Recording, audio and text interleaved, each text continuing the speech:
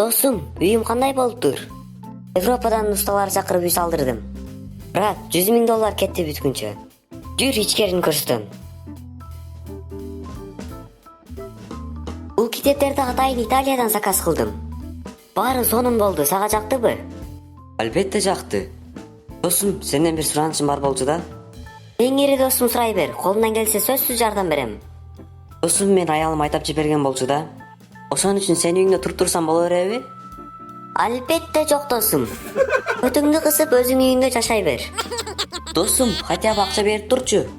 Квартирада болсо да жашап турайын. Акча керекпи иште? Иштеп таптамага окшоп. Мага карасаң өзү сен кимсиң? Чык же эшикке. Аяктагы бир помощь үйүмө кирип калыптыр, энеңди урайын. Эй, сен билесиңби, 2-классыбызда 5 сом сурап турган болчуң. Бер ошону. Хей достор, биздин мээнетибизди баалап, видеого лайк басышын басып коюңуздар. Каналга катталып коңгурочону жандырып койсоңуз, биздин видеолорубузду биринчилерден болуп көрө аласыздар. Кийинки видеодо көрүшкөнчө аман болуңуздар.